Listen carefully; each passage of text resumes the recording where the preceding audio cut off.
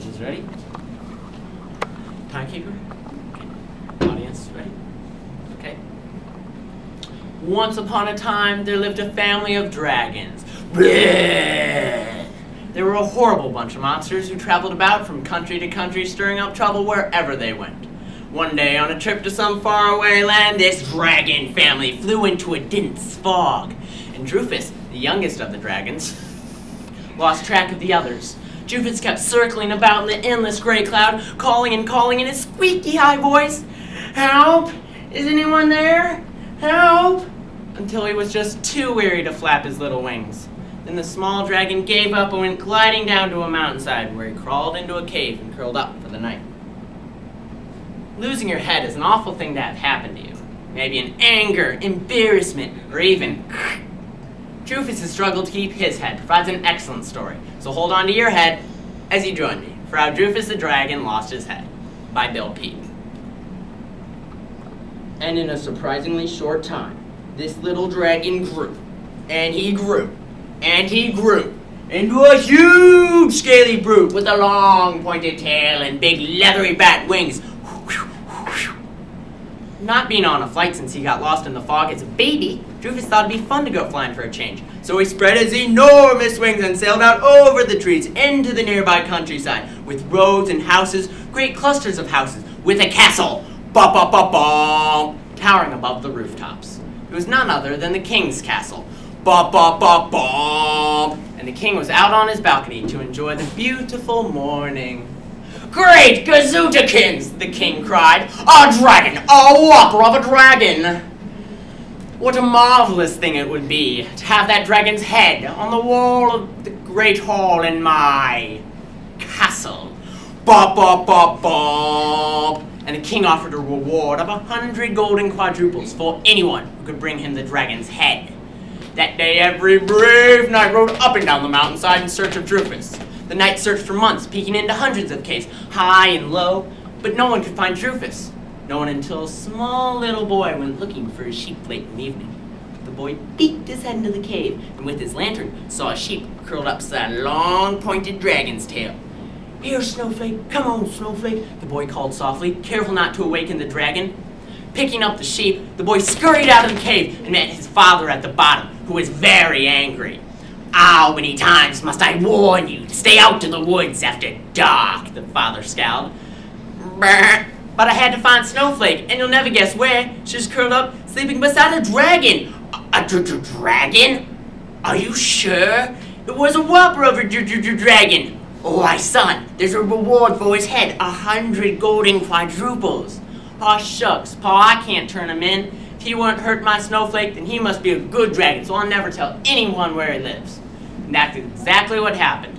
Later on, life was getting a bit dull for Droofus, so he decided to take off on another flight, spreading his enormous wings, sailing out over the trees into the nearby countryside. But he picked the very worst day for flying, and Droofus was caught in a storm. Bang, boom, crash! The fierce wind twisted at his neck and tail and ripped out his wings. Then, helpless as a butterfly, Droofus went whirling out of the clouds, to land in a field with an earth-shaking kerwomp! Droofus was so battered and bruised, he couldn't move. It was one big hurt from the point on his tail to the spikes on his nose. Then Droofus heard someone say, "It's the dragon, Pa, the whopper of a dragon." "He looks dead." "But he's not. He just blinked an eye." "Oh, are you going to tell the king and collect a reward?" "Well, you found him, son, so that's for you to decide. He's a good dragon, and if I take care of him, he'll get better. You'll see." And that's exactly what the boy did. With a pile of straw to keep him warm and plenty of food to keep him full, Droofus felt better each and every day. Droofus even helped around the farm by plowing the land, sawing wood with his long pointed tail, and scaring away the crows. Droofus was so happy as no one would ever come looking for him anymore. But on the first of every month, a grouchy old man, would come by and trade with the father and his son. One day, Droofus was carelessly resting against the barn when he let his big dragon tail dangle out. The grouchy old man saw it and ran back and told the king all about Droofus. The king was pleased to hear the news, but had to make sure this was the same dragon he saw out on his balcony so long ago.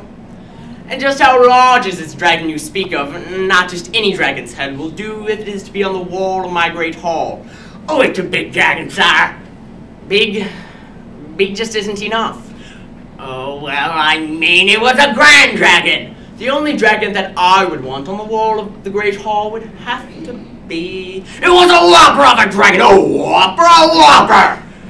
You're telling me this dragon was a whopper of a dragon? Then be it decided that tomorrow my brave knights and I shall ride out to collect this whopper! Yes, this whopper of a dragon! And that's exactly what the king did. The next day, he and his brave knights rode out to collect Droofus.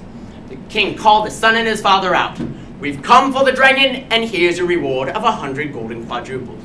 Aw, shucks, but I don't want the reward, cause, well, see, the dragon's not for sale.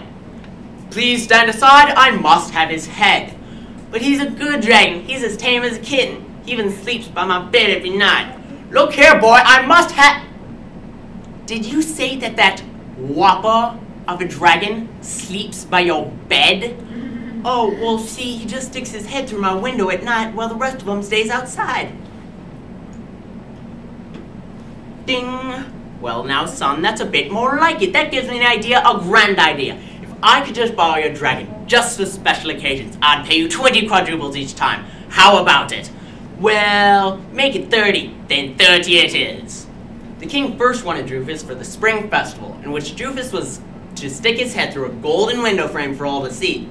In fact, everyone, including Droofus, was having such a splendid time with all the music and dancing inside the king's castle. Ba ba ba ba ba ba ba ba ba ba ba ba ba ba ba ba ba. Droofus was so carried away by all the music and dancing that he suddenly burst into song with a booming roar, drowning out all the trumpets and flutes before he finally caught himself. In all the excitement, Droofus the dragon lost his head, but only for a moment.